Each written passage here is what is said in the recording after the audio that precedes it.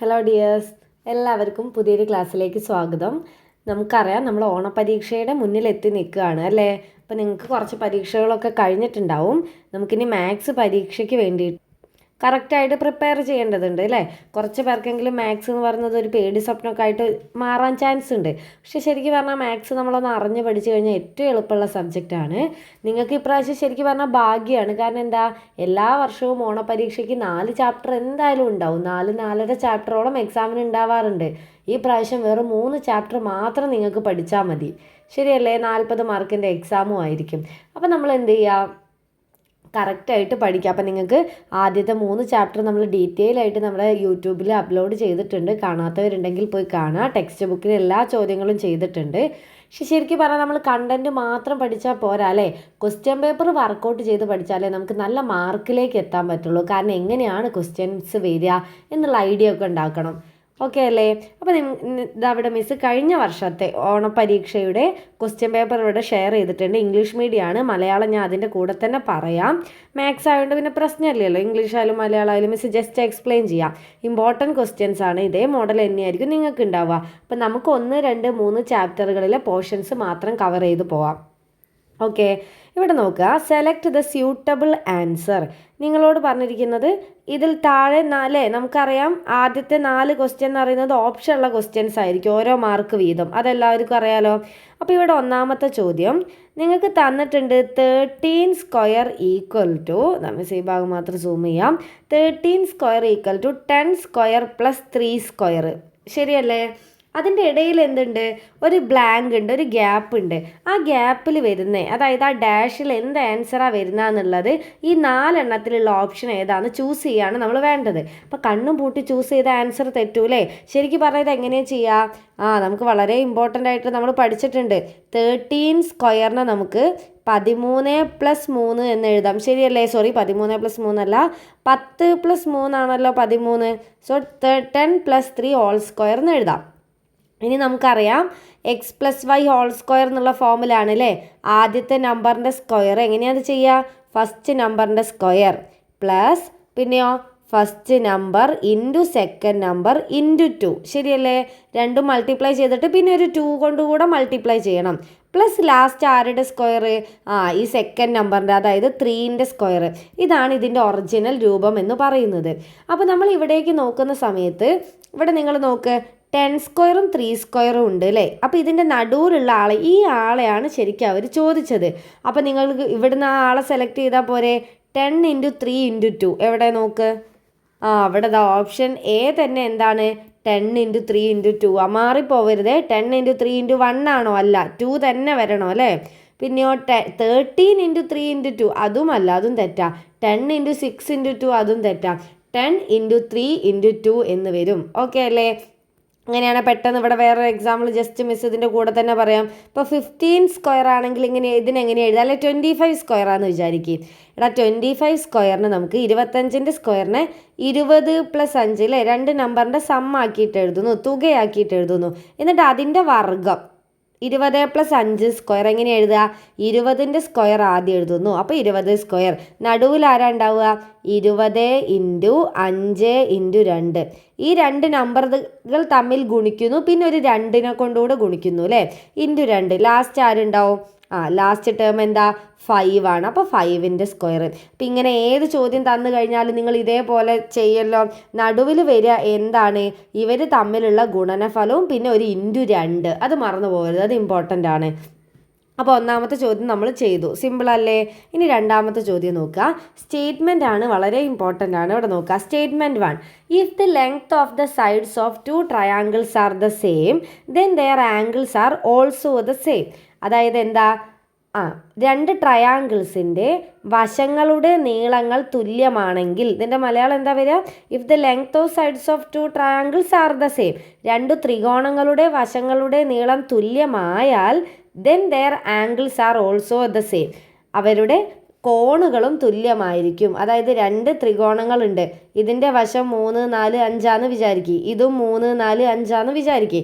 ഈ രണ്ട് ത്രികോണത്തിൻ്റെയും വശങ്ങളുടെ നീളം തുല്യമല്ലേ? അങ്ങനെയാണെങ്കിൽ ഇതിലുണ്ടാവുന്ന കോണുകളും സെയിം ആയിരിക്കും എന്നാണ് അവർ പറയുന്നത്. വളരെ ഇമ്പോർട്ടൻ്റ് ആയിട്ട് നമ്മൾ ഫസ്റ്റ് തന്നെ ഈക്വൽ ട്രയാങ്കിൾസ് എന്ന് പറയുന്ന ചാപ്റ്ററിൽ പഠിച്ച ഫസ്റ്റ് പോയിന്റ് ആണ് അല്ലേ?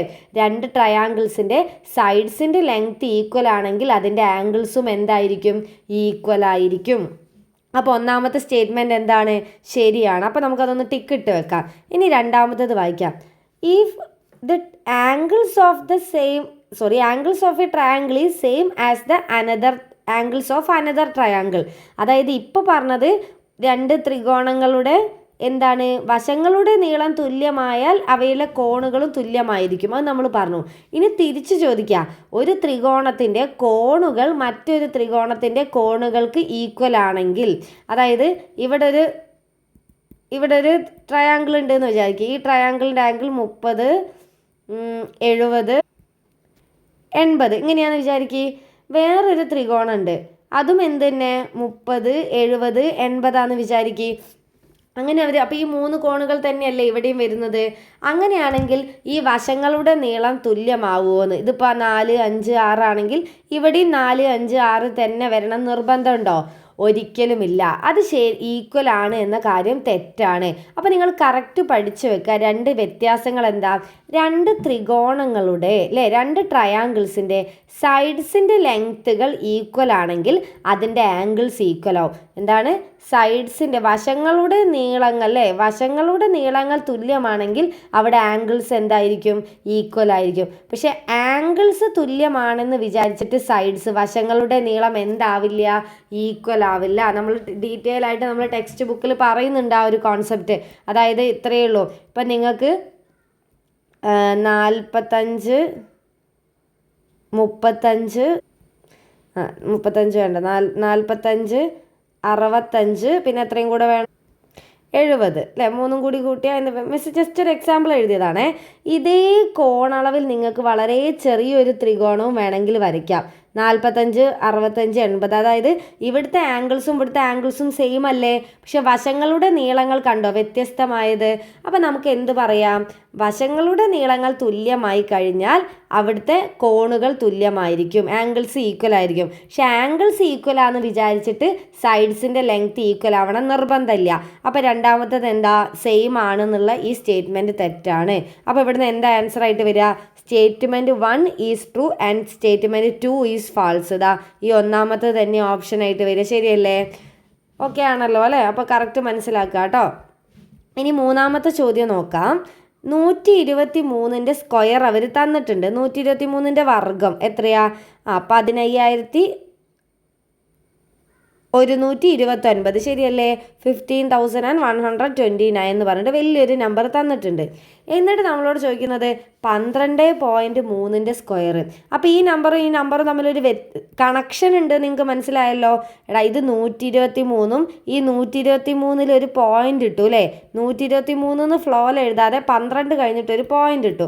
അതായത് 123ന് പകരം 12.3ൻ്റെ സ്ക്വയർ ആണ് ചോദിച്ചിരിക്കുന്നത്. എങ്ങനെയാണ് വർഗം കണ്ടുപിടിക്കുക? 2 തവണ ഗുണിക്കുന്നതിനെയാണ് നമ്മൾ എന്തെന്ന് പറയുക? വർഗം കാണുക എന്ന് പറയുക. അതായത് 12.3 ഇൻറ്റു 12.3 എന്നല്ലേ ഇതിൻ്റെ അർത്ഥം? 12.3ൻ്റെ സ്ക്വയർ എന്ന് പറഞ്ഞാൽ 12.3നെ നമ്മൾ 2 തവണ ഗുണിക്കുന്നു. ശരിയല്ലേ? അതായത്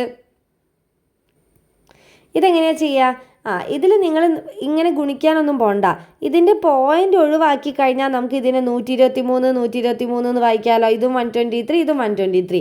ഇത് തമ്മിൽ സ്ക്വയർ ചെയ്താൽ, ഇത് തമ്മിൽ ഗുണിച്ചാലുള്ള ഉത്തരമാണ് ഈ തന്നിരിക്കുന്നത്. ശരിയല്ലേ? 123ൻ്റെ സ്ക്വയർ എന്ന് പറഞ്ഞാൽ വർഗം എന്ന് പറഞ്ഞാൽ അതിൻ്റെ മീനിങ് എന്താ? 123 ഇൻറ്റു 123. അതിൻ്റെ ഉത്തരമാണ് ഇവിടെ തന്നിരിക്കുന്നത്. അപ്പോൾ ഇതേ ഉത്തരം തന്നെ നമുക്ക് ഇവിടെ എഴുതും. അതായത് 1529. ശരിയല്ലേ? പക്ഷേ ഇവിടെ പോയിന്റ് ഇട്ട് കൊടുക്കണം. ഈ ചോദ്യത്തിൽ ഒരു ഡെസിമൽ ഉണ്ട്, ഒരു ദശാംശം ഉണ്ട് അല്ലേ? അപ്പോൾ ആൻസറിലും തീർച്ചയായിട്ടും ദശാംശം വരും. അല്ലാതെ ഇത് തന്നെ ഉത്തരമായിട്ട് വിചാരിക്കരുത്. അപ്പോൾ എവിടെയാണ് ദശാംശം വരിക? അത് പോയിന്റ് അല്ലേ? നമ്മൾ 6ാം ക്ലാസ് പഠിക്കുന്നുണ്ട്. ഡെസിമൽ നമ്പേഴ്സ് എന്ന് പറഞ്ഞിട്ട് അവിടെ നിങ്ങൾക്ക് കാണാം. അതായത് ഇവിടെയും പോയിന്റ് കഴിഞ്ഞിട്ട് ഒരു നമ്പർ, ഇവിടെയും പോയിന്റ് കഴിഞ്ഞിട്ട് ഒരു നമ്പർ. അപ്പോൾ ടോട്ടൽ നമ്മുടെ ഉത്തരത്തിലേക്ക് വരുമ്പം പോയിന്റ് കഴിഞ്ഞിട്ട് 2 സംഖ്യകൾ മാറ്റിയിട്ട് നിങ്ങൾ ഡോട്ട് ഇടണം. ഈ 15,129 തന്നെയാണ് ഉത്തരം വരിക. പക്ഷെ അതിലൊരു ഡോട്ട്, കാരണം 123ൻ്റെ സ്ക്വയർ തന്നിട്ടുണ്ടല്ലോ. പക്ഷെ ഒരു പോയിന്റ് ഇടാണ്ട്. എവിടെയാണ് പോയിന്റ് ഇടാന്ന് എങ്ങനെയാണ് തീരുമാനിക്കുക? നമുക്കറിയാം എന്താണ്, ഇവിടെയും പോയിന്റ് കഴിഞ്ഞിട്ട് ഒരു നമ്പർ, ഇവിടെയും പോയിന്റ് കഴിഞ്ഞിട്ട് ഒരു നമ്പർ. അപ്പോൾ 2 നമ്പർ വലത്തേക്ക് മാറ്റുക. അപ്പോൾ 2നെയും 9നെയും അങ്ങോട്ട് മാറ്റി കഴിഞ്ഞാൽ പിന്നെ എന്ത് കിട്ടും? ഇപ്പുറത്തൊരു പോയിന്റ് ഇടുന്നു നമ്മൾ. അതായത് 151.29 എന്നാണ് ഇതിൻ്റെ ആൻസർ വരിക. അങ്ങനെ ഒരു ആൻസർ ഉണ്ടോ നോക്ക്. 151.29 ഉണ്ട്, ഇതാ അവിടെ. ശരിയല്ലേ? Last D option. അപ്പം നിങ്ങൾക്ക് തന്ന ഉത്തരത്തിന് നിങ്ങൾക്ക് എങ്ങനെ വേണമെങ്കിലും ചെയ്യാം അല്ലേ? പോയിന്റുകളെ എണ്ണം നോക്കിയിട്ട് അതിനനുസരിച്ച് സബ്സ്റ്റിറ്റ്യൂട്ട് ചെയ്താൽ മതി. ക്ലിയർ ആണല്ലോ? Which of the following regular polygon അല്ലേ? ബഹുഭുജത്തെ കുറിച്ചുള്ള ചോദ്യമാണ്. നമുക്ക് എന്തില്ല ആ ചോദ്യം വേണ്ട, കാരണം നിങ്ങൾക്ക് ഈ പ്രാവശ്യം എക്സാമിന് അത് വരുന്നില്ല അല്ലേ? രക്ഷപ്പെട്ടു. ഇനി 5ാമത്തെ ചോദ്യം നോക്ക്. In the figure ABCD is A parallelogram. Parallelogram എന്ന് പറഞ്ഞാൽ എന്താ, മലയാളത്തിൽ എന്താ പറയുക? സാമാന്തരികമാണ് കേട്ടോ. സാമാന്തരികം. അതായത് ABCD എന്ന് പറയുന്നത് ഒരു സാമാന്തരികമാണ്. എന്നിട്ട് എന്താ ചോദിച്ചത്? CA അല്ലേ? നമുക്ക് 2 കോണുകൾ തന്നിട്ടുണ്ട്. CAD എന്ന് പറയുന്ന ഒരു കോണും ഉണ്ട്, ഒരു ആംഗിളും ഉണ്ട്. ACD എന്ന് പറഞ്ഞിട്ട് തിരിച്ച് അങ്ങോട്ടും ഉണ്ട് അല്ലേ? അതായത് ഇവിടെ നോക്കുക, ഇത് 25ഉം ഇത് 55ഉം. അങ്ങനെ 2 കോണുകൾ നമുക്ക് തന്നിട്ടുണ്ട്, 25ഉം 55ഉം. ശരിയല്ലേ? ഇനി എന്തൊക്കെയാണ് ചോദിച്ചിരിക്കുന്നത്? What is angle ADC? ADC എന്ന് പറയുന്ന ആംഗിൾ കണ്ടുപിടിക്കണം. എടാ, ആംഗിൾ ADC കാണാൻ എന്തെങ്കിലും ഒരു ബുദ്ധിമുട്ടുണ്ടോ? ഇത് മുഴുവനായിട്ടൊരു സാമാന്തരികമാണ്, അത് ശരി തന്നെയാണ്. പക്ഷേ ഈ സാമാന്തരികത്തിൻ്റെ നടുവ് കൂടെ ഒരു വര വരച്ചപ്പോൾ ഇത് 2 ട്രയാങ്കിൾസ് ആയിട്ട് മാറിയില്ലേ? 2 ത്രികോണങ്ങളായില്ലേ? ഈ ത്രികോണത്തിൽ അല്ലേ, മുകളിലത്തെ ത്രികോണം മാത്രം ഒന്ന് നോക്കുക. ഇങ്ങനെ ഒരു ത്രികോണം നമ്മുടെ കയ്യിലുണ്ട്. ജസ്റ്റ് ഇത് 25ഉമാണ്, ഇത് 55 55ഉമാണ്. എന്നിട്ട് അവർ ചോദിച്ചിരിക്കുന്ന കോൺ ഏതാ? ആംഗിൾ ADC കാണുക.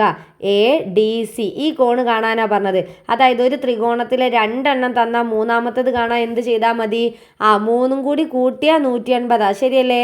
180ൽ നിന്ന് ബാക്കി 2 കോണുകൾ കുറച്ചാൽ പോരെ, മൈനസ് ചെയ്ത് കളഞ്ഞാൽ പോരെ. അപ്പോൾ 180 മൈനസ് 25ഉം 55ഉം എന്ത് ചെയ്യുക? മൈനസ് ചെയ്ത് കളയുക. 55ഉം 25ഉം കൂട്ടിയാൽ എത്ര വരും? 80 എന്ന് വരും അല്ലേ? അതായത് 150ൽ നിന്ന് 80 കുറയ്ക്കുക, ബാക്കി എത്ര വരും? 100 എന്ന് വരും. അതായത് അവർ ചോദിച്ചിട്ടുള്ള ഈ ആംഗിൾ എത്രയാണ് വരിക? 100 ഡിഗ്രി. എങ്ങനെയാണ് ചെയ്തത്? ഇതൊരു ത്രികോണമാണ്, ഒരു ട്രയാങ്കിളാണ്. ട്രയാങ്കിളിൻ്റെ 3 ആംഗിൾസ് കൂടി കൂട്ടിയാൽ 180 ആണ്. അത് നിർബന്ധമായിട്ടും പഠിച്ചു വെക്കേണ്ടതാണ് കേട്ടോ. നമ്മൾ 7ാം ക്ലാസ് പഠിച്ച കാര്യമാണ്. അപ്പോൾ ഇത് 180 ആണെന്നുണ്ടെങ്കിൽ എന്ത് ചെയ്യുക? 180ൽ കിട്ടാൻ വേണ്ടിയിട്ട് ഈ 2 കോണുകളും 180ൽ നിന്ന് സബ്ട്രാക്ട് ചെയ്താൽ മതി. അപ്പോൾ 100. അപ്പോൾ 1ാമത്തതിന് ഉത്തരമായാലും എത്രയാ? 100 ഡിഗ്രി. ഇനി എന്താ ചോദിച്ചിരിക്കുന്നത്? What is angle ABC? ഏതാ ABC? ഇത് A, ഇത് B, ഇത് C. അപ്പോൾ ABC എന്ന് പറയുന്ന ആംഗിൾ ഏതാ വരിക? Aയിൽ നിന്ന് തുടങ്ങി Bയിലെത്തി Cയിലേക്ക്. അതായത് അവർ ചോദിച്ചിരിക്കുന്ന ഈ താഴത്തെ ആംഗിളാണ്. അതിനാണ് അവർ സാമാന്തരികം എന്ന് എടുത്ത് പറഞ്ഞത്. എടാ, സാമാന്തരികത്തിൻ്റെ പ്രത്യേകത എന്താ? ഒരു പാരലലോഗ്രാമിൻ്റെ ഓപ്പോസിറ്റ് ആംഗിൾസ് എന്താണെന്ന് നമ്മൾ പഠിച്ചിട്ടുണ്ട്. ഈക്വൽ ആണെന്ന് പഠിച്ചിട്ടുണ്ട്. ശരിയല്ലേ? അതായത് ഈ ആംഗിളും എന്തായിരിക്കും? ഈക്വൽ. ഈ D എന്ന് പറയുന്നതിൻ്റെ നേരെ ഓപ്പോസിറ്റ് വരുന്ന ആംഗിൾ ഈ B അല്ലേ? ശരിയല്ലേ? അപ്പോൾ D എന്ന് പറയുന്ന ആംഗിളിൻ്റെ ഓപ്പോസിറ്റാണ് B വരുന്നത്. അപ്പോൾ Dയും Bയും എന്താവണം? തുല്യമാവണം. അപ്പോൾ നമ്മൾ നേരത്തെ കണ്ടുപിടിച്ചു D എന്ന് പറയുന്നത് 100 ഡിഗ്രി 100ആണ്. അപ്പോൾ B എന്ന് പറയുന്ന ആംഗിൾ എന്തെന്നെ വരണം? 100 എന്ന് തന്നെ വരണം. ഒരു ഡൗട്ടും ഇല്ല. അതുകൊണ്ടാണ് അവർ സാമാന്തരികം എന്നൊക്കെ എടുത്ത് പറഞ്ഞത് അല്ലേ? പാരലലോഗ്രാമിൻ്റെ ഓപ്പോസിറ്റ് ആംഗിൾസ് എന്താണ്? ഈക്വൽ ആണ്. അപ്പോൾ ഇതും 100, ഇതും 100. അപ്പോൾ 2 100 എന്ന് ഉത്തരം കിട്ടിയല്ലോ. 2 മാർക്ക് കിട്ടിയില്ലേ? സിമ്പിളായിട്ട് കണ്ടുപിടിച്ചല്ലോ. സോ നമുക്ക് നെക്സ്റ്റ് ക്വസ്റ്റ്യൻ നോക്കാം. Find missing numbers. ഓക്കെ, അതായത് ഇവിടെ ബ്ലാങ്കിലെ നേരത്തെ തന്ന പോലെ ഡാഷ് നിങ്ങൾക്ക് കാണാം. ഈ നമ്പർ കാണാനാണ് ചോദ്യം. എങ്ങനെയാണ് കണ്ടുപിടിക്കുക? ഇവിടെ നിങ്ങൾക്കറിയാം, നമ്മൾ ചോദ്യം ചെയ്തിട്ടുണ്ട്. ടെക്സ്റ്റ് ബുക്കിലുള്ള അതേ ചോദ്യം തന്നെയാണ് അല്ലേ? 2.5 സ്ക്വയർ. എടാ, ഈ 2.5നെ നമുക്ക് എങ്ങനെയാ? നിങ്ങൾ ഈ ബ്ലാങ്ക് ഒക്കെ നോക്കുന്നതിന് മുന്നേ സ്വന്തം ചെയ്യാൻ ശ്രമിക്കുക. അതായത് 2.5ൻ്റെ സ്ക്വയറാണ് ചോദിച്ചത്. ഈ സ്ക്വയറിനെ നമ്മൾ എങ്ങനെ മാറ്റി എഴുതുന്നു?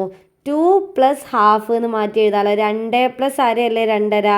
അപ്പോൾ നമ്മൾ 2.5നെ 2+1 എന്ന് മാറ്റി എഴുതുന്നു. ഇനി നമുക്കറിയാം x+y² എന്നുള്ളൊരു ഫോമിലല്ലേ ഇത്, ശരിയല്ലേ? എക്സ് ഇത്, വൈ ഇത് അല്ലേ, x+y². x+y² ഇക്വേഷൻ എന്താ? x² + 2 × x × y + y². വളരെ ഇമ്പോർട്ടൻ്റ് ആയ ഇക്വേഷൻ ആണല്ലോ. അപ്പോൾ എക്സിൻ്റെ സ്ഥാനത്ത് 2 ഉണ്ട്, വൈൻ്റെ സ്ഥാനത്ത് 1/2 ഉണ്ട്. കറക്റ്റ് അല്ലേ? അപ്പോൾ നമ്മൾ എന്ത് ചെയ്യുന്നു? x² എന്ന് പറയുമ്പോൾ 2നെ സ്ക്വയർ ചെയ്യുന്നു അല്ലേ? എക്സിൻ്റെ സ്ഥാനത്ത് 2, അപ്പോൾ അത് കമ്പയർ ചെയ്യാം. x². പിന്നെന്താണ്? 2 × x × y. 2 × 2 എക്സിൻ്റെ സ്ഥലം ഈ 2 അതേപോലെ എഴുതുന്നു. എക്സിൻ്റെ പൊസിഷനിൽ പിന്നെയും 2 ആണ്. അപ്പോൾ 2 × 2 × വൈൻ്റെ പൊസിഷനിൽ ആരാ? 1/2. ശരിയല്ലേ? അപ്പോൾ മിസ് 1/2 എന്ന് എഴുതുന്നു. Plus y². y² എന്ന് പറയുമ്പോൾ 1/2² എന്ന് വരും. കറക്റ്റ് അല്ലേ? പ്ലസ് 1/2നെ മുഴുവനായിട്ട് സ്ക്വയർ ചെയ്യണം കേട്ടോ. അപ്പോൾ നോക്ക്, x² + 2 × x × y + y². ഇനി നിങ്ങൾ ആൻസർ എഴുതാം. അതായത് ഇനി നമുക്ക് ബ്ലാങ്ക് കണ്ടുപിടിക്കണം എന്നുണ്ടെങ്കിൽ നോക്ക്, ബാക്കിയും കൂടെ ചെയ്താലേ നമുക്ക് കിട്ടുള്ളൂ അല്ലേ? അപ്പോൾ എക്സാമിന് വന്നു കഴിഞ്ഞാൽ നിങ്ങളിത് മുഴുവനായിട്ട് ചെയ്യാം കേട്ടോ. അപ്പോൾ മിസ് ഇത് അങ്ങോട്ട് ബാക്കി എഴുതുന്നു. 2ൻ്റെ സ്ക്വയർ എത്രയാണ് വരിക? 2 × 2 അല്ലേ, 4. അവരിവിടെ 2² എന്ന് തന്നെ എഴുതിയത്. അപ്പോൾ നമുക്ക് എന്ത് തന്നെ എഴുതാം? 2² എന്ന് ചെയ്യാം. എടാ പിന്നെ നോക്ക്, ഈ 2 ഈ 1/2 എന്ന് പറഞ്ഞു കഴിഞ്ഞാൽ 1ൻ്റെ താഴെയല്ലേ 2, ഈ നമ്പറിൻ്റെ ഒക്കെ താഴെ അല്ലേ? അപ്പോൾ ഈ താഴത്തെ 2ഉം മുകളിൽ ഒരു 2ഉം തമ്മിൽ ക്യാൻസൽ ചെയ്തൂടെ? താഴത്തെ 2ഉം മുകളിലത്തെ 2ഉം ക്യാൻസൽ ആവുന്നു. ബാക്കി ഇവിടെ ആര് മാത്രം ഉണ്ട്?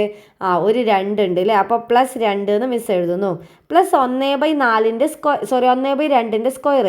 ഇങ്ങനെ മുഴുവനായിട്ട് 1/2² എന്ന് വന്നാൽ എങ്ങനെയാണ് ചെയ്യുക? 1നെയും സ്ക്വയർ ചെയ്യണം, 2നെയും സ്ക്വയർ ചെയ്യണം. ശരിയല്ലേ? 1ൻ്റെ സ്ക്വയർ 1 എന്ന് തന്നെ വരും. അപ്പോൾ 1/ പിന്നെ താഴത്തതിൻ്റെ സ്ക്വയറും ചെയ്യണം അല്ലേ? 2ൻ്റെ സ്ക്വയർ, 2 × 2 എത്ര വരും? 4 എന്ന് വരും. അതായത് ഇതാണ് അതിൻ്റെ ഫൈനൽ ആൻസർ. അപ്പോൾ ഇവിടെ എന്തൊക്കെയാണ് മിസ്സിങ്? 2² ഇവിടെ ഉണ്ട്, 2 ഇവിടെ ഉണ്ട്. അപ്പോൾ ആരാ മിസ്സിങ് ഉള്ളത്? 1/4. സോ ഇവിടുത്തെ മിസ്സിങ് എന്ന് പറയുന്നത് എൻ്റെ ആൻസർ എന്ത് വരും?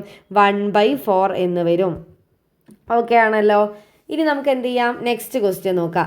ഇതേപോലെ 7.5² അല്ലേ? അപ്പോൾ ഇപ്പോൾ ചെയ്ത പോലെ തന്നെ ചെയ്ത് നോക്കാം നമുക്ക്. 7.5നെ എങ്ങനെ എഴുതാം? 7 + അരയാണ് എന്ത്? 7.5, 7½ എന്ന് പറയുമ്പോൾ അല്ലേ? അപ്പോൾ ഇവിടെ കമ്പയർ ചെയ്യുമ്പോൾ ഇത് എക്സും ഇത് വൈയും ആണ്. അപ്പോൾ നേരത്തെ ചെയ്ത പോലെ x² എന്ന് പറയുമ്പോൾ 7². 7² + 2 × x × y നല്ല ഇക്വേഷൻ. 2 × എക്സിൻ്റെ സ്ഥാനത്ത് ആരാ? എഗെയിൻ 7 അല്ലേ? x × y എന്ന് പറയുമ്പോൾ 1/2. 2 × x × y ശരിയല്ലേ?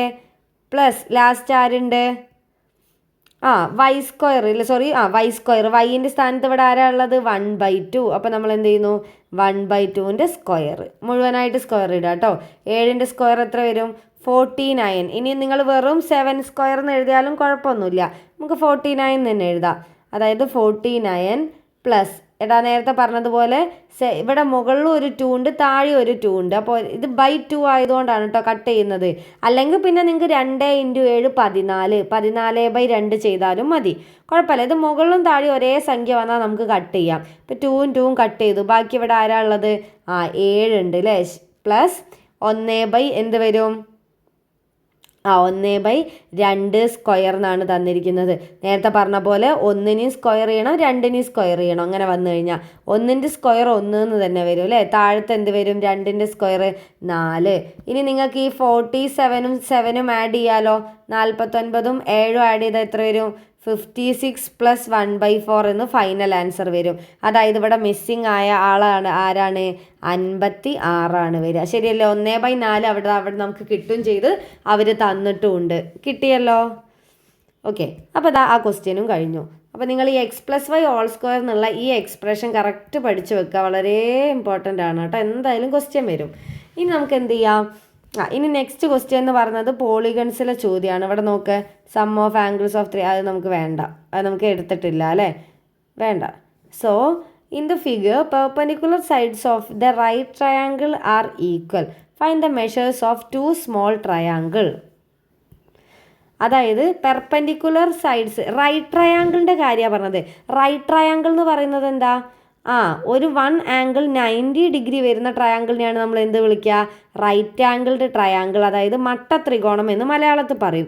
അപ്പോൾ ചോദ്യത്തിൽ തന്നത് ഒരു മട്ടത്രികോണം തന്നിട്ടുണ്ട്, അതായത് ഇങ്ങനെ സ്ക്വയർ പോലെ മാർക്ക് ചെയ്താൽ അതിൻ്റെ അർത്ഥം എന്താ? ഈ 45 ഇവിടെ ഇല്ല കേട്ടോ, അവർ തന്നതാണ്, അതായത് ഈ പേപ്പറിലുള്ള കുട്ടി ചെയ്ത് പഠിച്ചതായിരിക്കും, അത് നോക്കണ്ട നിങ്ങൾ.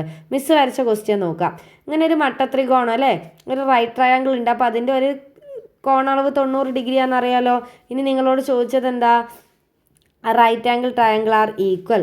Perpendicular sides of the right triangle are equal, അതായത് ലംബവശങ്ങൾ, മലയാളത്തിൽ എന്താ പറയുക?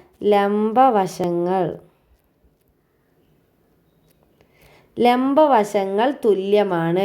ആരുടെ ലംബവശങ്ങൾ തുല്യമാണെന്നാണ് പറഞ്ഞിരിക്കുന്നത്? നമുക്ക് തന്നത് ഒരു മട്ടത്രികോണമാണ്. മട്ടത്രികോണം എന്ന് പറഞ്ഞാൽ റൈറ്റ് ട്രയാങ്കിൾ എന്ന് പറഞ്ഞാൽ ഒരു ആംഗിൾ 90 ഡിഗ്രി. ലംബവശങ്ങൾ എന്ന് പറയുന്നത് ഈ 90 ഡിഗ്രിനോട് ചേർന്ന് കിടക്കുന്ന രണ്ട് സൈഡ് കണ്ടോ? ഈ വശം എപ്പോഴും എന്തായിരിക്കും? ഇത് കർണമാണ് അല്ലേ, ഹൈപ്പോട്ടിന്യൂസ് ആണ്. അതവിടെ നിൽക്കട്ടെ, അതിനെ മൈൻഡ് വെക്കണ്ട. ലംബവശങ്ങൾ എന്ന് പറയുന്നത് ഇത് രണ്ടുമാണ്. ഇത് രണ്ടും തുല്യം എന്ന് പറഞ്ഞാൽ ഇതിൻ്റെ രണ്ടിൻ്റെയും നീളം സെയിമാ. ഇതിപ്പോൾ ഒരു 5 സെൻറ്റിമീറ്റർ ആണ്, ഇതും 5. അപ്പോൾ നിങ്ങൾ ചോദിക്കുക അത് എപ്പോഴും അങ്ങനെ തന്നെ വരച്ചൂടെ? നല്ല അവിടെ നോക്ക്, ഇതൊരു മട്ടത്രികോണാക്കിയിട്ട് വരച്ചൂടെ? മട്ടത്രികോണം റൈറ്റ് ആംഗിൾ എന്ന് പറയുന്നത് ഒരൊറ്റ കണ്ടീഷനേ ഉള്ളൂ, എന്ത് മാത്രം? ഇത് 90 ഡിഗ്രി. ഇപ്പം നിങ്ങൾ നോക്ക്, ഇതൊരു 10 സെൻറ്റിമീറ്റർ ആണ്, ഇത് 2 അല്ലേ ഉള്ളൂ അല്ലേ? ഇത് ലംബവശങ്ങളല്ലേ, പെർപെൻഡിക്കുലർ സൈഡ് അല്ലേ, അപ്പോൾ തുല്യമല്ല. പക്ഷെ നമുക്ക് തന്ന ചോദ്യത്തിൽ ഇതെന്താണ്? തുല്യമാണ് എന്നാണ് പറഞ്ഞിരിക്കുന്നത്. അതായത് ഈ വശത്തിൻ്റെ നീളം ഈ വശം, അതാണ് ലംബവശങ്ങൾ അഥവാ പെർപെൻഡിക്കുലർ സൈഡ് എന്ന് പറയുന്നത്. ഈ രണ്ട് വശങ്ങളുടെയും നീളം തുല്യമാണ് എന്ന് പറഞ്ഞു കഴിഞ്ഞാൽ ഇതെന്ത് ട്രയാങ്കിളായി? എടാ, ഒരു ത്രികോണത്തിൻ്റെ 2 വശങ്ങൾ തുല്യമാണെങ്കിൽ നമ്മൾ പഠിച്ചിട്ടില്ലേ? ആ ത്രികോണത്തിനല്ലേ സമപാർശ്വ ത്രികോണം അഥവാ നമ്മൾ എന്താ വിളിക്കുക? ഐസോസെലസ് ട്രയാങ്കിൾ എന്ന് നമ്മൾ വിളിക്കാറില്ലേ? ശരിയല്ലേ? അപ്പം നമുക്കറിയാം ഐസോസെലസ് 2 സൈഡ്സ് ഈക്വൽ ആയ ട്രയാങ്കിളിനാണ് ഐസോസെലസ് ട്രയാങ്കിൾ അഥവാ സമപാർശ്വ ത്രികോണം എന്ന് പറയുക. അങ്ങനെയാണെങ്കിൽ ഈക്വൽ സൈഡിൻ്റെ ഓപ്പോസിറ്റ് വരുന്ന ആംഗിളും ഈക്വലാണ് നമുക്കറിയാം. ഈ കോണുകളും തുല്യമായിരിക്കും. കാരണം ഈ സൈഡിൻ്റെ ഈ വശത്തിൻ്റെ എതിരെ വരുന്ന ഈ ആംഗിളും ഇതിൻ്റെ എതിരെ വരുന്ന ഈ ആംഗിളും സെയിം ആയിരിക്കും അല്ലേ? അപ്പോൾ നമുക്ക് ഓരോ ആംഗിൾ എത്ര കിട്ടാൻ? 1 ആംഗിൾ അല്ലെങ്കിൽ ഒരു കോണ് കിട്ടാൻ എന്ത് ചെയ്താൽ മതി? അതെത്ര വീതാ വരിക എന്നാണ് ചോദിച്ചത്. എടാ, മൊത്തത്തിൽ ഒരു ത്രികോണത്തിൻ്റെ 3 കോണുകളോടി കൂട്ടിയാൽ എത്രയാണ് വരിക? 180 അല്ലേ വരിക? കറക്റ്റ് അല്ലേ? അപ്പോൾ ടോട്ടൽ 180 വരും. 180ൽ 90 ഇവിടെ ഉണ്ട്, ശരിയല്ലേ? അപ്പോൾ 180ൽ നിന്ന് 90 കുറച്ചാൽ ബാക്കി എത്രയാ? 180 മൈനസ് 90 എത്ര വരും? 90 തന്നെ കിട്ടും. അപ്പോൾ ഇത് രണ്ടും കൂടെ 90 വരണം. അപ്പോൾ ഓരോന്ന് കിട്ടാൻ എന്ത് ചെയ്താൽ മതി? 90യെ പകുതിയാക്കിയാൽ പോരെ, ശരിയല്ലേ? കാരണം എന്താ? 90നെ കറക്റ്റ് ഈക്വലായിട്ട് ഡിവൈഡ് ചെയ്യണം. കാരണം ഈ ആംഗിളും സെയിം ആയിരിക്കും. ഇതൊരു ഐസോസെലസ് ട്രയാങ്കിളാണ്. അപ്പം ഈക്വൽ ആയിട്ടുള്ള ആംഗിളിൻ്റെ ഓപ്പോസിറ്റ് വരുന്ന സൈഡും ഈക്വൽ ആയിരിക്കും. സൈഡിൻ്റെ ഓപ്പോസിറ്റ് വരുന്ന ആംഗിൾ ഈക്വൽ ആയിരിക്കും. രണ്ടും തിരിച്ച് പറയാം. അപ്പം ഇത് 90 ടോട്ടൽ 180 വരണം. അപ്പോൾ 180ൽ നിന്ന് 90 സബ്ട്രാക്ട് ചെയ്താൽ ബാക്കി 90 ഉണ്ട്. ആ 90ന് ഈക്വൽ ആയിട്ട് ഇവിടെ ഡിവൈഡ് ചെയ്ത് കൊടുക്കണം. അപ്പോൾ ഓരോന്നും എത്ര വരും? 45 ഡിഗ്രി വീതം വരും. ദാറ്റ് ഈസ് ഇതും 45 ഡിഗ്രി വരും, ഇതും 45 ഡിഗ്രി വരും. പറഞ്ഞാൽ മനസ്സിലായല്ലോ? അപ്പോൾ എന്താണ് ലംബവശങ്ങൾ, എന്താ പെർപെൻഡിക്കുലർ സൈഡ്സ് എന്നുള്ള കാര്യം പിടികിട്ടിയെന്ന് വിചാരിക്കുന്നു. ഇനി എന്താ നമുക്ക് ഈ 2 ക്വസ്റ്റ്യൻ നമുക്ക് വേണ്ട അല്ലേ? നമ്മളൊരു അടുത്ത 2 ചാപ്റ്റേഴ്സാണ്, അപ്പോൾ നമുക്കത് വേണ്ട. ഇനി നെക്സ്റ്റ് നോക്കാം. അപ്പോൾ ഇതിൽ പറയുന്ന നമ്മൾ എടുത്ത ചാപ്റ്റർ എന്നുള്ളത് കറക്റ്റ് പഠിച്ചു വെക്കുക കേട്ടോ. കാരണം നിങ്ങൾക്ക് കൂടുതലായിട്ട് എന്താ വരിക? ആ ചാപ്റ്റർ എന്നുള്ള ക്വസ്റ്റ്യൻസ് ആണ് കൂടുതൽ വരിക. കാരണം 40 മാർക്കിന് അതിൽ നിന്ന് വരണ്ടേ? ഇതെല്ലാ ചാപ്റ്ററിൽ നിന്നും കൂടിയാണ് 40 വന്നത്. നമുക്ക് ആ 3 ചാപ്റ്ററിൽ നിന്ന് 40 വരുമ്പോൾ ഓരോ ചാപ്റ്ററിൽ നിന്നും കുറേ ക്വസ്റ്റ്യൻസ് ഉണ്ട്. അപ്പോൾ എല്ലാ ചാപ്റ്ററും നല്ല വൃത്തിക്ക് പഠിച്ചു വെക്കുക, എന്നാലേ മാർക്ക് കിട്ടുള്ളൂ കേട്ടോ. ഓക്കെ, അപ്പോൾ 11ാമത്തെ ചോദ്യം നോക്കുക. എന്താണ്? In the figure all the sides of the quadrilateral are equal. അതായത് ഇതിൻ്റെ ഓൾ ദ സൈഡ്സ്, ഈ 4 ക്വാഡ്രിലാറ്ററൽ എന്ന് പറഞ്ഞാൽ എന്താ? ചതുർഭുജം അല്ലേ? 4 സൈഡുള്ള ഫിഗറിനെയാണ് നമ്മൾ എന്തെന്ന് വിളിക്കുക? ക്വാഡ്രിലാറ്ററൽ എന്ന് വിളിക്കുക. അതായത് ഈ ക്വാഡ്രിലാറ്ററലിൻ്റെ 4 സൈഡ്സും ഈക്വൽ ആണ്. Prove that the line joining the opposite vertices of this quadrilateral bisect the angle at these vertices. അപ്പോൾ ഇതേപോലെ പ്രൂവ് ചെയ്യാനുള്ള ചോദ്യം എന്തായാലും ചോദിക്കും കേട്ടോ. നിങ്ങളോട് പറഞ്ഞിരിക്കുന്നത് ഈ ചിത്രം എന്ന് പറയുന്നത് എന്താ, ഒരു ചതുർഭുജാണ്. എന്നിട്ട് നമ്മൾ ഇതിൻ്റെ ഓപ്പോസിറ്റ് വെർട്ടക്സുകൾ അല്ലേ, അതായത് എതിർ മൂലകൾ യോജിപ്പിച്ചുകൊണ്ട് ഒരു വര വരച്ചിട്ടുണ്ട്. നിങ്ങൾക്ക് കാണാം, ഇതാണ് നമുക്ക് തന്നിരിക്കുന്നത്. ഇങ്ങനെ ഒരു വര വരച്ചിട്ടുണ്ട്. എന്നിട്ട് എന്താ തെളിയിക്കാൻ പറഞ്ഞത്, prove that the line joining the opposite vertices of these quadrilateral bisect the angles, അതായത് ഈ കോണുകളെ സമഭാഗം ചെയ്യുന്നു എന്ന് തെളിയിക്കുക. അതായത് ഇത് മൊത്തമായിട്ട് 60 ഡിഗ്രി ആയിരുന്നെങ്കിൽ അത് ഈ ഒരു വര വരയ്ക്കുന്നതോടുകൂടെ അത് 30-30 എന്നായിട്ട് സ്പ്ലിറ്റ് ആവും എന്നാണ് നമ്മൾ തെളിയിക്കേണ്ടത്. ഈ വര എന്ത് ചെയ്യുന്നു, ഈ കോണിനെ 2 തുല്യ ഭാഗങ്ങളാക്കി മാറ്റുന്നു എന്ന് നമ്മൾ തെളിയിക്കണം. അപ്പം നമുക്ക് എന്തിൻ്റെ ഈ 2 ത്രികോണങ്ങൾ സെലക്ട് ചെയ്തിട്ട് ഈ ത്രികോണങ്ങൾ തുല്യ ത്രികോണങ്ങളാണെന്ന് തെളിയിച്ചാലൊക്കെ നമുക്ക് കാര്യം എളുപ്പമായിട്ട് കിട്ടും. അപ്പം നോക്കാം. അപ്പോൾ അത് തെളിയിക്കാൻ വേണ്ടിയിട്ട് നമുക്കൊരു പേര് കൊടുക്കാം. അതായത് മിസ് ഇവിടെ ABCD എന്ന് പേര് കൊടുക്കുന്നു. ഓക്കെ അല്ലേ? അപ്പോൾ നമ്മളോട് പറഞ്ഞിരിക്കുന്നത് എല്ലാ വശങ്ങളും തുല്യമാണ് എന്നാണ് അല്ലേ. അപ്പം ഞാൻ അവിടെ ഒരു ചെറിയ സ്പേസിൽ എഴുതാണ്, നിങ്ങളൊന്ന് അഡ്ജസ്റ്റ് ചെയ്യുക കേട്ടോ. അതായത് നമുക്കിങ്ങനെ എഴുതാം, AB-യുടെ നീളവും BC-യുടെ അല്ലേ, AB BC പിന്നെ ഏതാ CD AD, ഇതിൻ്റെയൊക്കെ നീളങ്ങൾ എന്താണ്, ഈക്വലാണ്. എല്ലാ വശങ്ങളുടെ നീളവും ഈക്വലാണ്. അങ്ങനെയാണ് നിങ്ങൾ നോക്ക്, ഈ ഒരു ത്രികോണം കൺസിഡർ ചെയ്യേ. ഏത് ത്രികോണം ABC. ഇതിന് ഈ ചതുർഭുജത്തിന് നിങ്ങൾ ഒരു വര വരയ്ക്കുമ്പോൾ ഇത് 2 ത്രികോണങ്ങളായിട്ട് മാറിയില്ലേ. ഈ ത്രികോണം നോക്കുന്ന സമയത്ത് ഈ വശവും ഈക്വലാണ്. അതിൻ്റെ അർത്ഥം എന്താ, ഒരു ത്രികോണത്തിൻ്റെ 2 സൈഡ് ഈക്വൽ ആണെങ്കിൽ ഈ ട്രയാങ്കിളിനെ നമ്മൾ എന്താ വിളിക്കുക, ഐസോസെലസ് ട്രയാങ്കിൾ എന്ന് വിളിക്കൂ അല്ലേ. അപ്പം എന്ത് ട്രയാങ്കിളാ, ഐസോസെലസ് ട്രയാങ്കിൾ. അതായത് ഒരു സമപാർശ്വ ത്രികോണമാണ്. കാരണം ഇതിൻ്റെ 2 വശങ്ങൾ തുല്യമല്ലേ. സമപാർശ്വ ത്രികോണങ്ങളാണെങ്കിൽ നമുക്കറിയാം ഒരു സമപാർശ്വ ത്രികോണത്തിൻ്റെ 2 വശങ്ങൾ തുല്യമായിരിക്കും. ഈ വശങ്ങൾക്കെതിരെ വരുന്ന കോണുകളും തുല്യമായിരിക്കും, ശരിയല്ലേ. അതേപോലെ ഇവിടെ നോക്കുന്ന സമയത്ത് നമുക്ക് മനസ്സിലാവും ഈ ത്രികോണത്തിന്, അതായത് ABC എന്ന് പറഞ്ഞ ത്രികോണത്തിൽ AB-യുടെയും BC-യുടെയും നീളം തുല്യമാണ്. അപ്പം അതിൻ്റെ ഓപ്പോസിറ്റ് വരുന്ന ഈ ആംഗിളും സെയിം ആവണ്ടേ, ശരിയല്ലേ. അപ്പം നമുക്ക് എന്തെഴുതാം, ആംഗിൾ BAC-യും ആംഗിൾ BCA-യും, ശരിയല്ലേ. BAC എന്ന് പറയുന്നത് ഈ ആംഗിള്, അതേപോലെ BCA എന്ന് പറയുമ്പോൾ ഈ മുകളിലെ ആംഗിളും, ആ 2 ആംഗിൾസും ഈക്വലാണ്. അതിൻ്റെ കാരണം എന്താ, angles opposite two equal sides are also equal അല്ലേ. തുല്യ വശങ്ങൾക്കെതിരെ വരുന്ന കോണുകൾ തുല്യമായിരിക്കും. അപ്പോൾ അതേപോലെ തന്നെ ഈ ത്രികോണം പോലെ തന്നെ നമുക്ക് ഏത് ത്രികോണം പറയാം, ഈ ADC എന്ന് പറയുന്ന ഈ മുകളിലുള്ള ത്രികോണം സെലക്ട് ചെയ്യുക അല്ലേ. അപ്പോൾ നിങ്ങൾ സ്വന്തം എഴുതുക കേട്ടോ. ADC എന്ന് പറയുന്ന ത്രികോണം, മിസ് ജസ്റ്റ് ഒന്ന് ഔട്ട്ലൈൻ പറഞ്ഞു തരാന്നേ ഉള്ളൂ. ADC എന്ന് പറഞ്ഞ ത്രികോണം എടുക്കുമ്പോൾ ഇതിലും ഈ വശവും തുല്യമാണ്. കാരണം എന്താ, ഈ സൈഡും തുല്യ. നമ്മൾ ഓൾറെഡി പറഞ്ഞു ഈ ചതുർഭുജത്തിൻ്റെ 4 വശങ്ങളും തുല്യമാണ് എന്നല്ലേ. അപ്പോൾ ഈ ട്രയാങ്കിൾ സെലക്ട് ചെയ്യുന്ന സമയത്ത് ഇതിൽ AD-യുടെ നീളവും അതേപോലെ എന്തിൻ്റെ നീളവും AD = CD എന്ന് എഴുതാം. Therefore ഇത് എന്ത് ട്രയാങ്കിളാ, ഈസ് ആൻ ഐസോസെലസ്. ഈ ട്രയാങ്കിളും എന്ത് തന്നെയാണ്, ഐസോസെലസ് ട്രയാങ്കിളാണ്, അഥവാ സമപാർശ്വ ത്രികോണമാണ്. അങ്ങനെയാണെങ്കിൽ ഇതിനും ഈ കോണും ഈ 2 ആംഗിൾസ് ഈക്വൽ ആവില്ലേ. ഈ ട്രയാങ്കിൾ മാത്രം നോക്കുമ്പോൾ ആ ആംഗിളിൻ്റെ പേര് നമുക്ക് എന്തെഴുതാം, ആംഗിൾ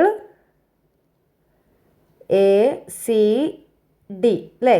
ACD-യും അതേപോലെ തന്നെ ആംഗിൾ ഏത് പറയാം, DCA അല്ലേ.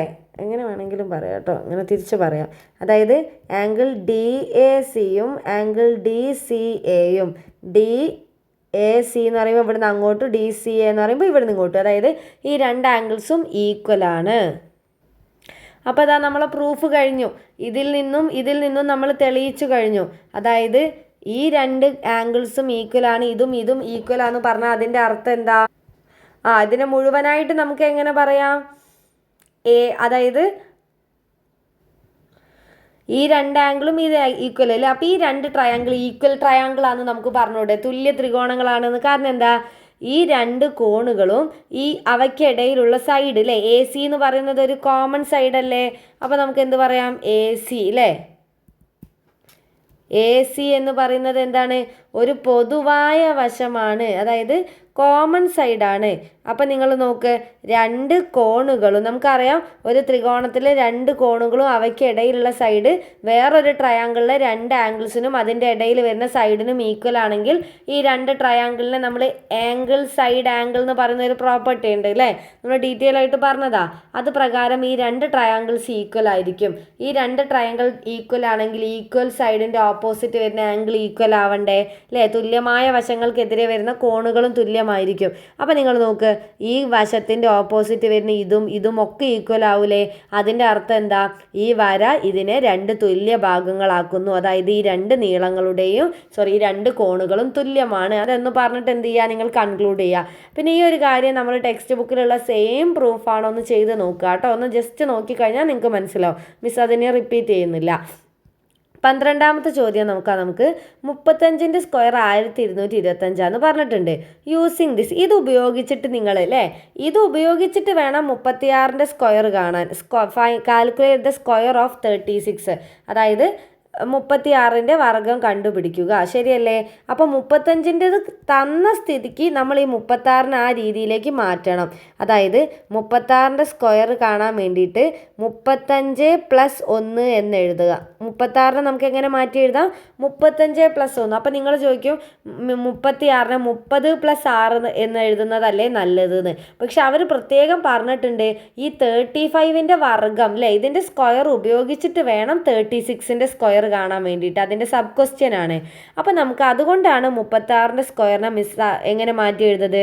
35 + 1 എന്ന് മാറ്റി എഴുതിയത്. അപ്പം നിങ്ങൾ നോക്ക്, x + y² എന്നുള്ള ഫോമിലായില്ലേ. ഇനി നമുക്ക് എന്ത് ചെയ്യാം? സാധാ പോലെ ചെയ്യാം അല്ലേ. അതായത് x² 35² + 2 × x × y, that is 2 × 35 × y. സ്ഥാനത്ത് ഇവിടെ ആരാ? 1 അല്ലേ. അപ്പോൾ 1 പ്ലസ് ആരും കൂടെ ഉണ്ട്, y² എന്ന് പറയുമ്പോൾ ഇവിടെ ആരാ? 1. x + y² നമ്മൾ നേരത്തെ പറഞ്ഞില്ല, അതേ എക്സ്പാൻഷൻ. ഇനി 35ൻ്റെ സ്ക്വയർ കണ്ടോ, നമുക്കിവിടെ ആവശ്യമായിട്ട് വന്നു. ആ 35ൻ്റെ സ്ക്വയർ ഇനി നമ്മൾ കാണാൻ പോകണ്ട, അതിനാണ് ചോദ്യത്തിൽ തന്നത് 1225. ഇനി 2 × 35 എത്ര വരും? 2 × 35 70 എന്ന് വരും അല്ലേ. 1ൻ്റെ സ്ക്വയർ 1 തന്നെ, ദാറ്റ് ഈസ് 1275ഉം 70ഉം 1ഉം ആഡ് ചെയ്താൽ എത്ര വരും? 7 2 9 1296 1296 എന്ന് വരും. ആരുടെ ആൻസർ? ഈ ഒന്നാമത്തെ ചോദ്യത്തിൻ്റെ ആൻസർ കിട്ടിയില്ല, 1296 കിട്ടിയല്ലോ. ഇത് ഉപയോഗിച്ചിട്ട് ചെയ്യാനാണ് പറഞ്ഞത്. ഇനി അടുത്തത് ഇതേ 35ൻ്റെ സ്ക്വയർ ഉപയോഗിച്ചിട്ട് 30² വർഗം കണ്ടു. അതേപോലെ തന്നെ 33ൻ്റെ വർഗവും കണ്ടുപിടിക്കണം. രണ്ടാമത്തെ ചോദ്യം എന്താ? ഇത് ഒന്നാമത്തേതായിരുന്നു അല്ലേ. രണ്ടാമത്തെ ചോദ്യം നോക്കാം. 33ൻ്റെ സ്ക്വയർ, എടാ 35നോട് 1 കൂട്ടിയാൽ 36. പക്ഷെ 33 കിട്ടണമെങ്കിൽ എന്താ ചെയ്യേണ്ടത്? 35നെക്കാട്ടും ചെറുതല്ലേ 33. അതായത് 35ൽ നിന്ന് 2 സബ്ട്രാക്ട് ചെയ്താൽ മതി, 2 കുറച്ചാൽ പോരെ. അതായത് 35 - 2 എന്ന് എഴുതാം അല്ലേ. 35 - 2 എന്ന് പറയുമ്പോൾ ഏത് ഫോമിലായി? x - y². നമ്മളതും പഠിച്ചതാ മൂന്നാമത്തെ ചാപ്റ്ററിൽ. x - y² എന്ന് പറയുമ്പോൾ ഇക്വേഷൻ എന്താ? x - y² ഓർമ്മയില്ലാത്തവരുണ്ടോ? അതായത് x + y² അതേ ഇക്വേഷൻ തന്നെയാണ് അല്ലേ. മിസ് ഇവിടെ ഒന്ന് റൈറ്റ് സൈഡിൽ എഴുതി വെക്കാം. x - y² എന്ന് പറയുമ്പോൾ x², രണ്ടാമത്തെ ടേം മൈനസ് ആവും അല്ലേ, അത് മറന്നു പോകരുത്, +y². x² - 2 × x × y + y² എന്നാണ്. അപ്പോൾ ഇവിടേക്ക് നോക്കുന്ന സമയത്ത് ഇവിടെ എക്സിൻ്റെ സ്ഥാനത്ത് 35 ആ. അപ്പോൾ x² - 2 × x × y, 2 × എക്സിൻ്റെ സ്ഥാനത്ത് ആരാ? 35, വൈൻ്റെ സ്ഥാനത്ത് 2, ശരിയല്ലേ. +y², ദാറ്റ് ഈസ് 2² എന്ന് എഴുതാം. 35ൻ്റെ സ്ക്വയർ ക്വസ്റ്റ്യനിൽ തന്നിട്ടുണ്ട് 1225 പ്ലസ് അല്ല മൈനസ് അല്ലേ. -2 × 35 70 എന്ന് കിട്ടും. 70 × 2 140 + 4, കറക്റ്റ് അല്ലേ. 1225 - 140 + 4, അതെല്ലാം കൂടി ചെയ്താൽ 1089 എന്ന് ആൻസർ കിട്ടും കേട്ടോ. അതായത് ഇത് നമ്മൾ ചെയ്തത് ഈ 35ൻ്റെ സ്ക്വയർ ഉപയോഗിച്ചുകൊണ്ടാണ് നമ്മൾ എന്ത് ചെയ്തത്? 36ൻ്റെ സ്ക്വയറും 33ൻ്റെ സ്ക്വയറും കണ്ടത്. അങ്ങനെ തന്നെ കാണണം കേട്ടോ. അപ്പോൾ 33 കൂട്ടാൻ 35ൽ നിന്ന് 2 കുറച്ചു. അപ്പോൾ x - y² എന്നുള്ള എക്സ്പാൻഷൻ വേണം ഇങ്ങോട്ട് അപ്ലൈ ചെയ്യാൻ. ക്ലിയർ ആയല്ലോ? മിസ് ഇവിടുത്തൊക്കെ വായിക്കാണ് കേട്ടോ, അവിടെ ക്വസ്റ്റ്യൻ വരുന്നുണ്ട്. ഓക്കെ, ഇനി നമ്മളോട് ഒന്നില്ലെങ്കിൽ ഈ ചോദ്യം ചെയ്യുക, അല്ലെങ്കിൽ ഇതിനൊരു ബി പാർട്ട് ഉണ്ട് അല്ലേ, ഓർ എന്ന് പറഞ്ഞിട്ടുണ്ട്. സി ദിസ് പാറ്റേൺ, അതായത് 5 എന്ന് പറഞ്ഞത് 2 സ്ക്വയർ മൈനസ് 1 സ്ക്വയർ 5 എന്ന് പറഞ്ഞ് അങ്ങനെ തന്നിട്ടുണ്ട്. Write the next line. അപ്പോൾ നമ്മൾ എന്ത് ചെയ്യുന്നു, ഇതിൻ്റെ ആൻസർ ചെയ്ത് നോക്കാം അല്ലേ. അതായത് സോ നെക്സ്റ്റ് ഇത് നമുക്ക് എന്ത് ചെയ്യാം, അതായത് അടുത്ത നമ്പറിൽ ഒന്നാമത്തെ ചോദ്യം എന്താ, റൈറ്റ് ദ നെക്സ്റ്റ് ലൈൻ. ഇതേപോലെ തുടർന്നാൽ അടുത്ത നമ്പർ ഇവിടെ നമുക്ക് 3, 5, 7, 9. സ്വാഭാവികമായിട്ട് അടുത്തത് 9 ആണ് അല്ലേ. ഇത് 2, 3, 4. അടുത്തത് എന്ത് വരും, 5 സ്ക്വയർ. ഇത് 1, 2, 3. അടുത്തത് എന്ത് വരും, 4 സ്ക്വയർ. അപ്പോൾ അടുത്ത ലൈനായി 9 equal to 5 square minus 4 square. Right 15 as the difference of 2 perfect squares in 2 different ways. അതായത് 15 എന്ന് പറയുന്ന സംഖ്യയെ 2 വ്യത്യസ്ത വർഗങ്ങളുടെ എന്താക്കി എഴുതണം, ഡിഫറൻസ് ആക്കിയിട്ട് എഴുതണം. ഇപ്പോൾ ഇവിടെ നിങ്ങൾക്ക് കണ്ടില്ലേ, 3നെ നമ്മൾ 2 സ്ക്വയർ മൈനസ് 1 സ്ക്വയർ എന്ന് എഴുതിയില്ലേ. അതേപോലെ 15നെ നിങ്ങൾ എന്ത് ചെയ്യണം, 2 വ്യത്യസ്ത രീതിയിൽ വർഗങ്ങളുടെ വ്യത്യാസമാക്കി എഴുതണം. നമ്മൾ ടെക്സ്റ്റ് ബുക്കിൽ ഉണ്ട്, സെയിം ക്വസ്റ്റ്യൻ ഉണ്ട്. അപ്പോൾ നമുക്ക് അതായത് ഈ 15 എന്ന് പറയുന്ന നമ്പറിനെയാണ് നമ്മൾ ചെയ്യുന്നത് അല്ലേ. രണ്ടാമത്തതിൻ്റെ ആൻസർ ആണ് കേട്ടോ. 15 നമുക്ക് എങ്ങനെ മാറ്റി എഴുതാം, ഓക്കെ ഇതൊക്കെ മിസ് ഒഴിവാക്കുകയാണ്. ഇവിടെ നമുക്ക് ആൻസർ കിട്ടി 9 equal to 5 square minus 4 square. ശരിയാണല്ലോ. അടുത്ത നമുക്ക് നോക്കാം. 15 നിങ്ങൾക്ക് എങ്ങനെ എഴുതാടാ, 15 ഇൻറ്റു 1 എന്ന് എഴുതിക്കൂടെ. 15 ഇൻറ്റു 1 ചെയ്താൽ 15 അല്ലേ. അപ്പോൾ നിങ്ങൾ പഠിച്ചിട്ടുണ്ട് x plus y by 2 whole square minus x minus y by 2 whole square. അങ്ങനെ ഒരു ഇക്വേഷൻ പഠിച്ചത് ഓർമ്മ ഉണ്ടോ. അതായത് എക്സ് ഇൻറ്റു വൈ, എക്സ് വൈനെ നമുക്ക് എങ്ങനെ എഴുതാം, x plus y by 2 whole square minus x minus y by 2 whole square. വളരെ ഇമ്പോർട്ടൻ്റ് ആണെന്ന് പറഞ്ഞിട്ടുണ്ടായിരുന്നു. നമ്മൾ ഇവിടെ നമ്മുടെ യൂട്യൂബ് ചാനലിൽ തന്നെ കുറേ ക്വസ്റ്റ്യൻസ് ഇതായിട്ട് ബന്ധപ്പെട്ട് ചെയ്തതാണ് അല്ലേ. അപ്പോൾ ഇവിടെ നോക്കുക, എക്സ് ഇൻറ്റു വൈ. അപ്പോൾ ഇവിടെ എക്സിൻ്റെ സ്ഥാനത്ത് 15 ഇൻറ്റു 1. അപ്പോൾ എക്സിൻ്റെ സ്ഥാനത്ത് 15, വൈൻ്റെ സ്ഥാനത്ത് 1 ആണ്. ശരിയല്ലേ. അപ്പോൾ നമുക്ക് അങ്ങനെ സബ്സ്റ്റിറ്റ്യൂട്ട് ചെയ്യാം. അതായത് x plus y by 2 whole square. അപ്പോൾ 15 plus 1 by 2 whole square minus 15 അല്ലേ. 15 പ്ലസ് 1, അടുത്തത് എന്ത് വരും, 15 minus 1 x minus y by 2 whole സ്ക്വയറാ ബൈ 2 ഹോൾ സ്ക്വയർ. 15നോട് ഒന്ന് കൂട്ടി എത്ര വരും, 16 ബൈ 2 ഹോൾ സ്ക്വയർ മൈനസ് 15ൽ നിന്നൊന്ന് കുറച്ചാലോ, 14 ബൈ 2 ഹോൾ സ്ക്വയർ. 16ൻ്റെ പകുതി എത്രയാ, 8 സ്ക്വയർ മൈനസ് 7 സ്ക്വയർ. അപ്പോൾ ഒരു രീതിയിൽ എഴുതി, പക്ഷേ നമ്മളോട് 2 ഇൻ 2 ഡിഫറെൻറ്റ് വേ എന്ന് പറഞ്ഞിട്ടുണ്ട് അല്ലേ. എടാ ഇതേ 15നെ തന്നെ 15 ഇൻറ്റു 1 ചെയ്താലും 15 അതേപോലെ നമുക്ക് 5 ഇൻറ്റു 5 3 15 അല്ലേ. ശരിയല്ലേ. അപ്പോൾ 15നെ നമുക്ക് 5 ഇൻറ്റു 3 എന്ന് എഴുതാമല്ലോ. അപ്പോൾ 5നെ നിങ്ങൾ എന്തായിട്ട് എക്സ് ഇൻറ്റു വൈ അല്ലേ, എക്സും വൈയും ആയിട്ട് കൺസിഡർ ചെയ്യുക. അപ്പോൾ നമുക്ക് x plus y by 2 whole സ്ക്വയറും x minus y by 2 whole സ്ക്വയറും, അതായത് 5 plus 3 by 2 whole square minus 5 minus 3 by 2 whole square. ഇത് നമ്മൾ ടെക്സ്റ്റിലെ എക്സസൈസ് ക്വസ്റ്റ്യൻ ആണ്, അതുകൊണ്ടാണ് ഞാൻ ഡീറ്റെയിൽ ആയിട്ട് പറയാത്തത് കേട്ടോ. 5 3 8 വരും അല്ലേ. 8 ബൈ 2 സ്ക്വയർ മൈനസ് 5ൽ നിന്ന് 3 കുറച്ചാൽ 2 ബൈ 2 സ്ക്വയർ. 8 ബൈ 2 എത്രയാ, 4 സ്ക്വയർ മൈനസ് 1 സ്ക്വയർ എന്ന് വരും ഫൈനൽ ആൻസർ. അതായത് ഈ 15നെ തന്നെ നിങ്ങൾ കണ്ടോ, 15നെ നമുക്ക് 8 സ്ക്വയർ മൈനസ് 7 സ്ക്വയർ എന്നും എഴുതാം, 4 സ്ക്വയർ മൈനസ് 1 സ്ക്വയർ എന്നും എഴുതാം.